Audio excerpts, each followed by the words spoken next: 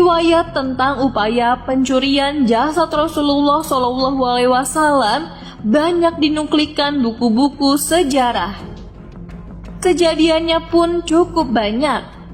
Tetapi di antara yang masyhur adalah yang terjadi pada masa Sultan Nuruddin Mahmud Zangki, dikenal sebagai pahlawan Islam yang berhasil menghancurkan tentara salib dalam Perang Salib I bersama Salahuddin Al-Ayyubi.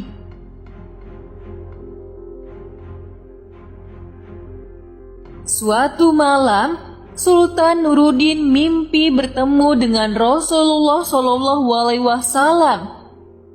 Dalam mimpi itu, Rasul memanggil-manggil Nuruddin dan menyuruhnya agar segera pergi ke Madinah karena ada 2 orang kulit putih yang hendak menyakiti beliau.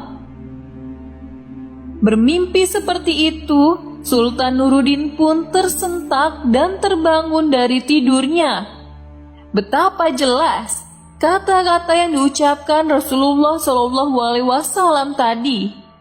Ia pun segera mengambil air wudhu lalu sholat beberapa rakaat, lalu ia tidur kembali.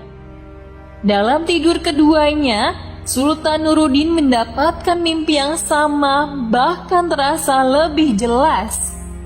Mimpi itu terus berulang hingga 3 kali. Keesokan harinya, Sultan Nuruddin menyampaikan mimpinya tersebut pada Jamaluddin Al-Muwassali, seorang menteri yang berwawasan luas, alim dan rendah hati. Jamaluddin pun menyarankan agar Sultan segera pergi ke Madinah dan tidak menceritakan mimpinya pada siapapun.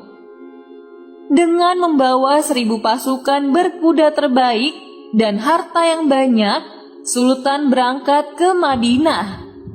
Dibutuhkan 16 hari lamanya bagi Sultan Nuruddin dan pasukannya untuk sampai ke Madinah dari Syam.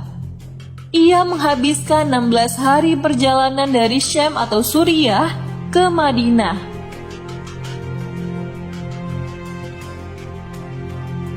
Sesampainya di Madinah, ia segera sholat di Raudah. Lalu ia menziarahi pusara Rasulullah SAW. Sultan duduk termenung di depan pusara Rasul. Segera setelah itu, ia memerintahkan agar seluruh penduduk Madinah berkumpul, terutama penduduk dan penziarah di sekitar Masjid Nabawi. Sultan membagi-bagikan hadiah pada setiap orang yang datang dengan harapan bisa bertemu dengan 2 orang yang dilihatnya dalam mimpi. Sayangnya, ia tidak bertemu dengan 2 orang yang dicarinya tersebut. Maka berkatalah Sultan Nuruddin, "Apakah ada yang belum mendapat hadiah?" Mereka menjawab, "Tidak ada, kecuali 2 orang dari Andalusia. Keduanya tidak mengambil sedikit pun, karena tengah khusyuk beribadah di Raudah dekat makam Nabi." Saat ditanyakan bagaimana warna kulit kedua itu, maka dijawablah bahwa kulit mereka putih kemerahan. Setelah dicari, kedua orang itu segera dihadapkan kepada Sultan Nuruddin untuk diinterogasi.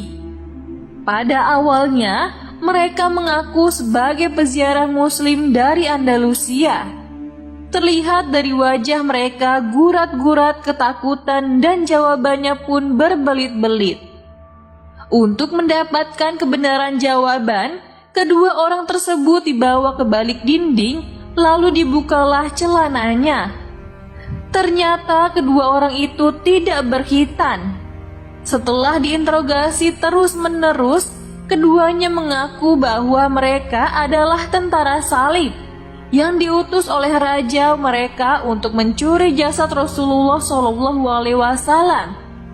Usaha untuk mencuri jasad Rasul sudah mereka lakukan sejak lama dengan cara menggali terowongan di sebelah kiblat luar masjid.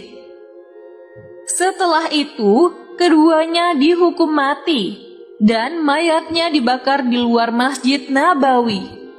Agar kejadian serupa tidak terulang kembali, Sultan Nuruddin memerintahkan untuk menggali tanah sekitar pusara dan menuangkan ke dalamnya cairan tembaga agar membeku, agar pusara Nabi SAW terlindungi.